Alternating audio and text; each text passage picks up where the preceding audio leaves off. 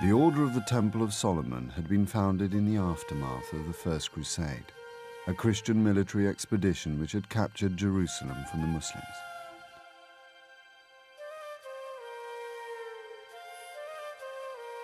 The first Templars had dedicated their lives to God by protecting pilgrims, but the order had soon proved itself to be the most effective military unit in the crusading army.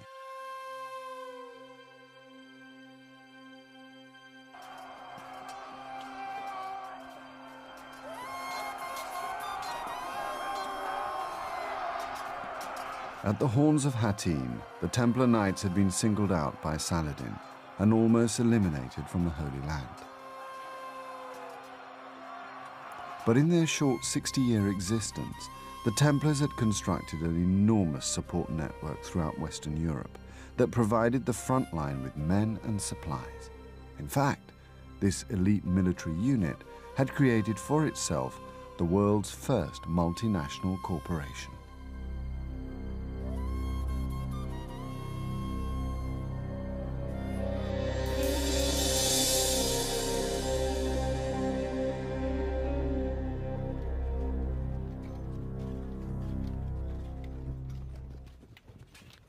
Since the Order of the Temple had first been established early in the 12th century, it had set out to attract recruits and raise funds.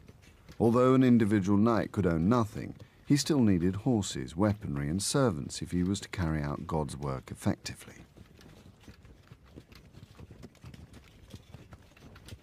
The King of Jerusalem had initially aided the Templars.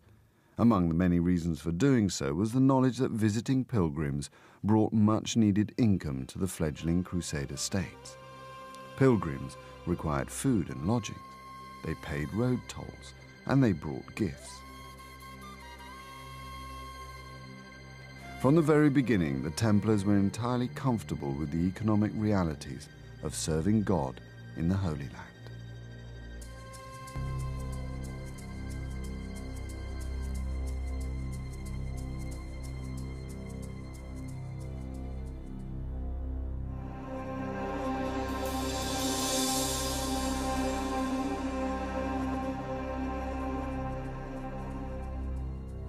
The Templar Corporation, or network, began in Western Europe, built up from gifts of land donated by men and women who wanted to protect their immortal souls by supporting the Crusaders in the Holy Land.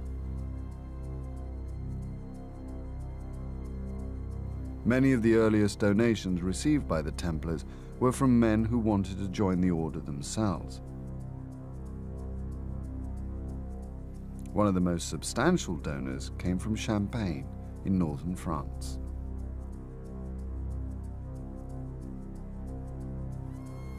Hugh, Count of Champagne, joined the order in the 1120s, and he was one of its earliest important patrons. But once he joined the order, he lost the status that came with being an important territorial ruler. He had to abrogate his own will to that of the master, and he had to live the life of an ordinary knight. So one gave up a considerable amount in terms of status and in material comfort in order to become a Templar. But if you sincerely believe that what really matters is your immortal soul and not your short and transitory life on earth, then it would be seen as worth it.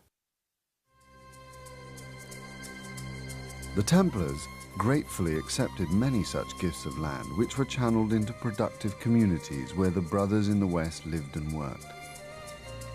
It was these communities, called preceptories, that became the bedrock of the Templar network.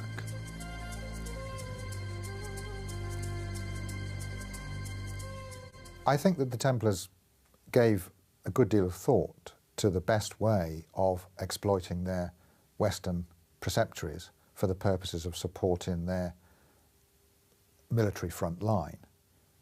But it's not entirely easy to do this consistently, since by their very nature donations tend to be random.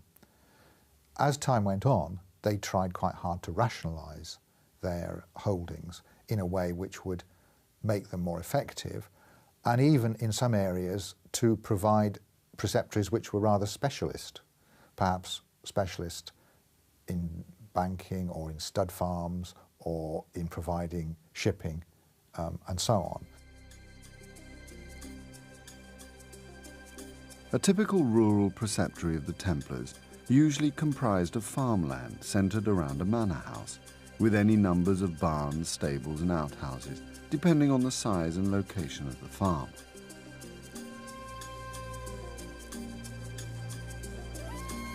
No entire preceptories remain today, but many individual buildings do. These enormous barns were constructed by the Knights Templar more than 800 years ago. The aim of all Templar preceptories was to make money. A third of all income went to the knights on the frontier. Every donation, large or small, was fully exploited for maximum revenue. If they were given unused land, they had it settled and cultivated. New mills, wine presses and ovens were constructed to soak up the extra agricultural produce, and new village and town markets were created. In this way, the economy of an entire region could steadily be boosted. But it also meant that the Templars could take economic control of whole areas as they bought up businesses and land. In the Champagne town of Provins, the Knights Templar would eventually own more than 70 properties. The Templars were always improving their market position, and their dominance caused considerable resentment among both peasants and landholders. To their rivals, the Templars had one particularly unfair advantage. Their holdings were exempt from taxes or tithes. It was normal for the population, in one form or another, to pay tithes. The Templars were granted an exemption from tithe on the land they acquired, which enabled them to grow perhaps more rapidly than they would have done before. So in that sense, they're not paying the proportion of their income into the church, which you might normally have expected them to have to do. Again, the justification here is that the money is being contributed towards the church, it's been contributed towards the Holy War. I think inevitably, however, when somebody gets a privilege, somebody else objects to the fact that they have a privilege.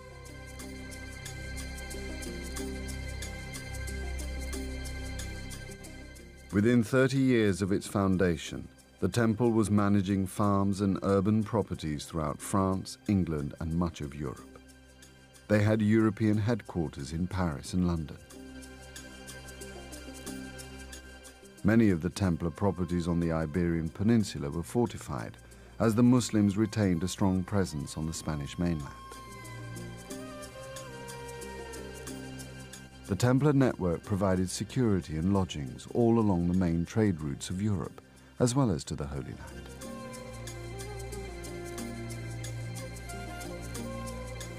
Some of their most important offices were at the main Mediterranean ports.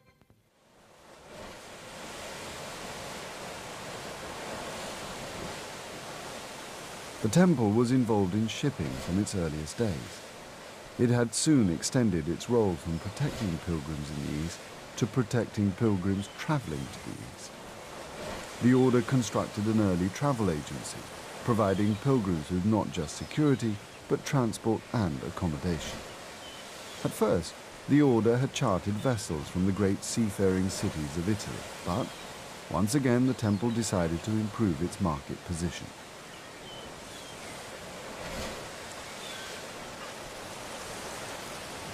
It built its own ships and consolidated its long-distance travel business, an industry it had helped to create in the first place.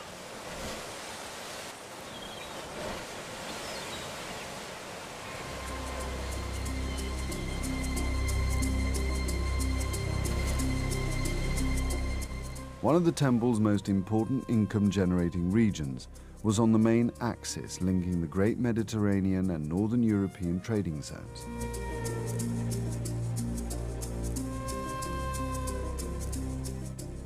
The Champagne region of France, one of the temple heartlands, was a bridge between North and South Europe. It was here that enormous trade fairs developed, which ushered in the dawn of international business.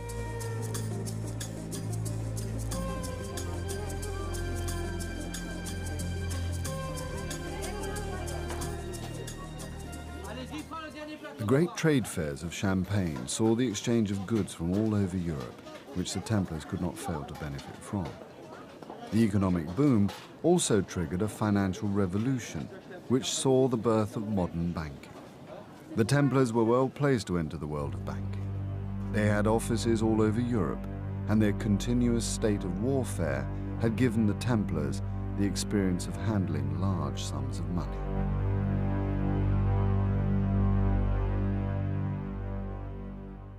One of the reasons why the Templars were effective bankers was that people trusted them.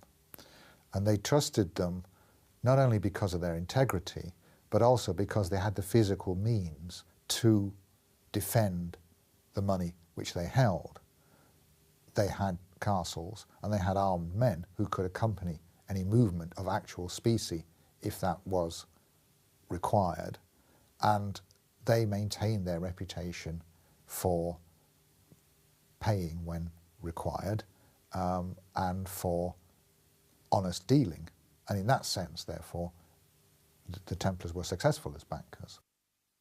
The Templar Bank in Paris performed most of the functions that one would associate with a modern bank. It made loans, you could deposit money there. It actually had an open cash desk, which was open many days of the year, particularly when it was most needed at times when payments were being made at the end of the harvest and so on. It kept separate accounts for people. It was involved in the transfer of currencies. It was involved in investment. So most of the functions you would associate with a modern bank can be seen at least in the Templar banks in Paris and in London, and also in a number of other places as well. They also perhaps went beyond some of the functions of a modern bank, and you could say that they were performing functions you'd associate with a modern accountancy firm, in that they would audit the accounts of the King of France, for instance.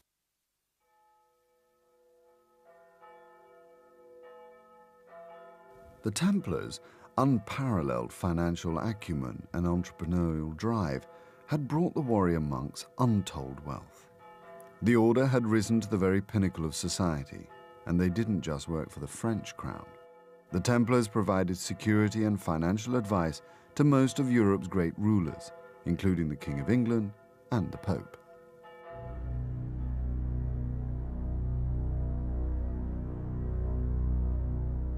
But for many observers, there was a difference between what the Templars were supposed to be, poor knights of Christ battling with the infidel, and what they appeared to be, hugely wealthy aristocrats with royal connections.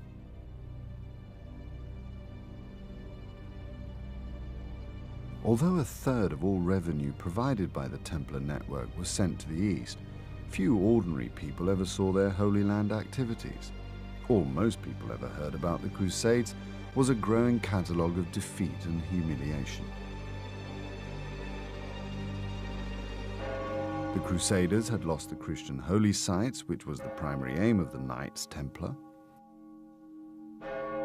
Their frequent setbacks in the Holy Land made many suspicious. How could they justify such riches when they were supposed to be poor knights battling Islam for the love of God alone?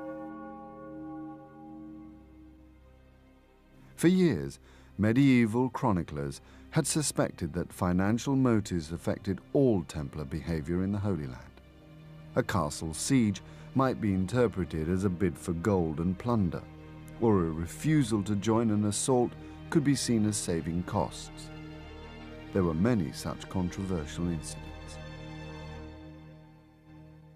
One of these is the capture of a man called Nasir al-Din, who was fleeing from a failed political coup in Egypt in 1154, was captured by the Latin Christians and was put into the custody of the Templars. The Templars then sold him back to his political enemies in Egypt for a large sum, and he was killed by the mob. The story that is told by some chroniclers is that this man, however, was interested in being converted to Christianity. And this doesn't redound very well on the Templars. It looks as if they're more interested in gaining the ransom money than in conversion. But the Templars did not always take the money. Soon after their construction of a new castle on the Jordan frontier, they received a visitor.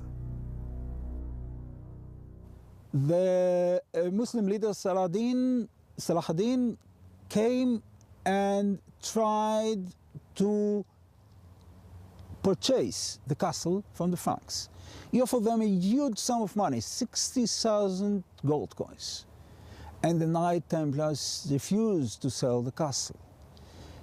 He augmented his offer to 100,000 gold coins. And the Knight Templars, as usual, boldly refused the offer. They didn't know that within few months, not only that they will lose the 100,000 gold coins, they'll lose the castle and their life as well.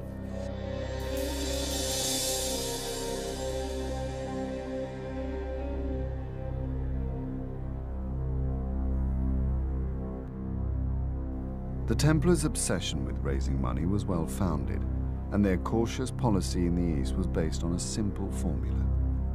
Before the Battle of Hattin, it took the income from 30 manor farms to equip and maintain one single knight in the Holy Land. More than 200 had died at Hattin. Within a few decades, the cost would have risen fivefold.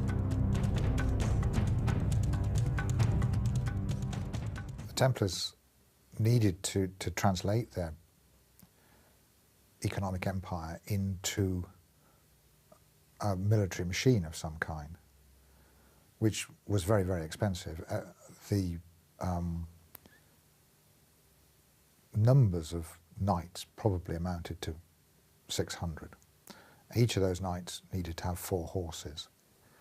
In addition, there were probably another 2,000, 2,500 sergeants or serving brothers, some of whom fought, and many more people who acted as part of the general support system, like squires, servants, cooks, and also a limited number of clerics. So there's a large number of men and horses and other animals that you needed to pay for. So the costs of this are immense, which is why in the 13th century the Templars have got to exploit their lands to their fullest extent.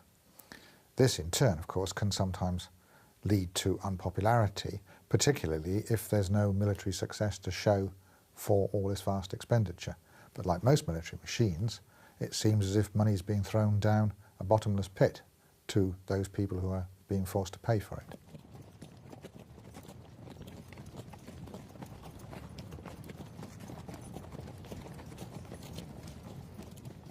A Crusader knight's single most expensive item was his horse. The Templar force in the Holy Land would have required about 4,000 horses, most of which would have come from the Western network. The Muslims understood the economy of war as well as the Templars, and in battle targeted the Crusaders' horses.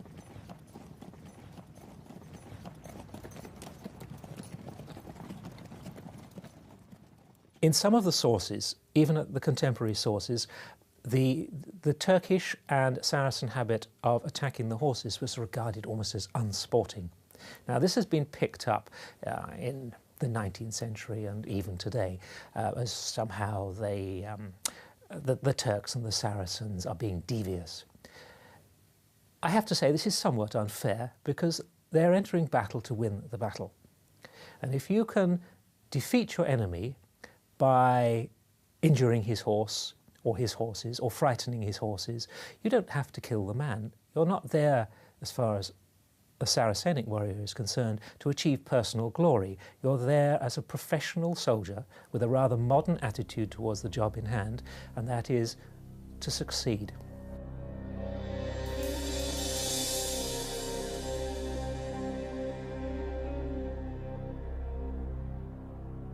Saladin's capture of Jerusalem had triggered a wave of crusading enthusiasm throughout Europe. The Holy City would once again be the target of a major Christian expedition. For the Templars, the new crusade was the first opportunity since Hattin to translate its massive economic resources into a military machine.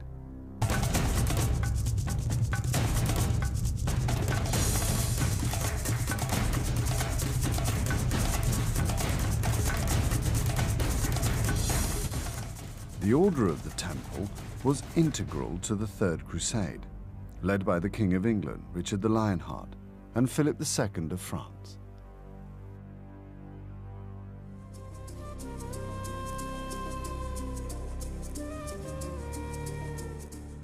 The remnants of the Crusader state in the Holy Land on the arrival of the Third Crusade existed around the three remaining cities, Antioch, Tripoli, and Tyre, all supported by sea from Sicily. Richard joined Philip II and the resident Crusaders already besieging the port of Acre, which they captured in July 1191. The Crusaders then began the march on Jerusalem and set off down the coast. A fleet shadowed their every move, providing supplies and reinforcements. The army was constantly harried by Saladin's forces, but the Crusaders made progress, clawing back Haifa and then Caesarea.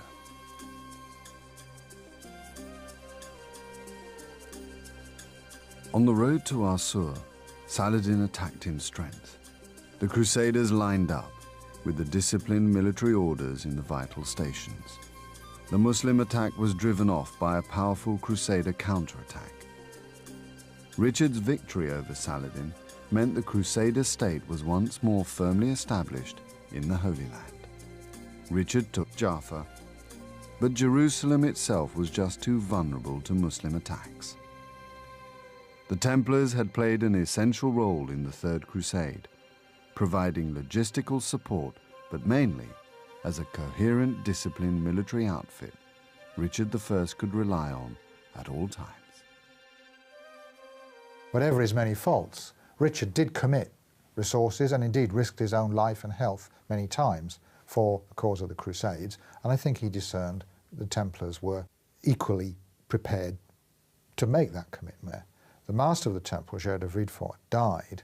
There was a vacancy in the mastership, and Richard wished to extend his influence in that direction and managed to secure the election of one of his own vassals, a man called Robert of Sable, as master. And from then on, there was quite a close link between the Temple and Richard, and they became a very important part of his army after the taking of Acre and the march south towards, supposedly towards Jerusalem, but which never in fact took Jerusalem.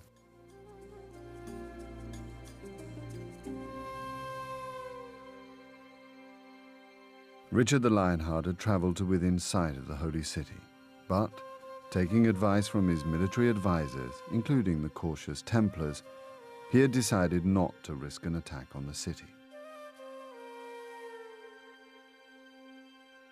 1 year later, Richard negotiated a treaty with Saladin, which allowed Christian pilgrims to visit the Church of the Holy Sepulchre.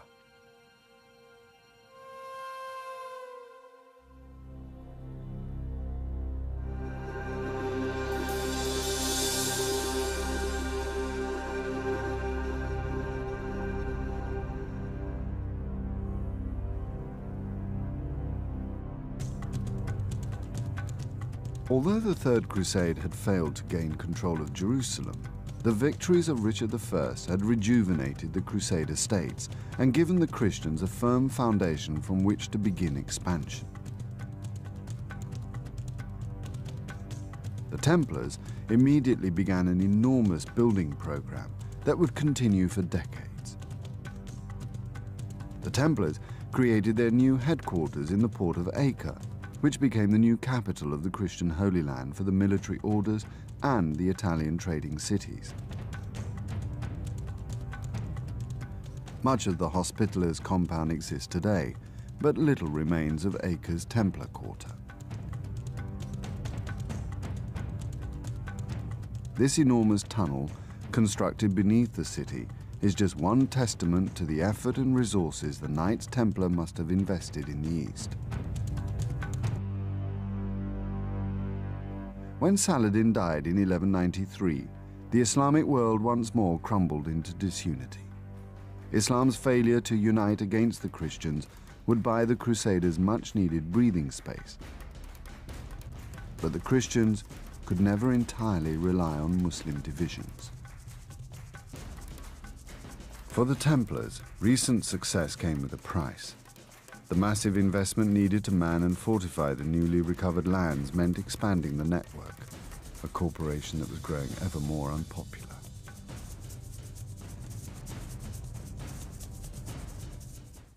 The Templars' reputation tended to take a bit of a knock back in Europe rather than in the Middle East, because back in Europe is where they're coming to be seen as rich, almost money-grubbing. They became bankers, and nobody likes bankers. So there was a jealousy, a resentment. But this is not immediately transferred to those who are stationed out there on the frontier, manning the castle walls and so on. One place where the Templars' unpopularity actually deteriorated into violence was on the island of Cyprus. In an awesome display of their wealth and resources, the Templars had purchased this entire country from King Richard, who had conquered the island en route to Palestine. However, Richard realised that he couldn't govern it himself, and he couldn't hold it himself, and therefore he turned to the Templars as possible rulers of this island. And he sold the island to the Templars for a large sum of money. Unfortunately, the Templars never committed sufficient troops and resources to governing it, and after quite a short time there was a revolt, which the Templars survived, but which was enough to deter them from wanting to hold it any longer. But Cyprus is a very interesting case, because had the Templars taken it more seriously as a resource, it could have been the first semi-sovereign or sovereign state ruled by a military order. It never came out like that, but it could have been. However hard the Knights struggled to justify the vast funds needed to reconstruct and man the defences of the Holy Land, the Templars would never fully shake off the suspicion that they cared more for the acquisition of gold and riches than they did for the land of Christ. In reality, whether the Templars believed it or not, the equation was simple. If they could not maintain the Crusader states, there was no reason for their existence. The Templars' credibility depended entirely on the survival of a Christian Holy Land.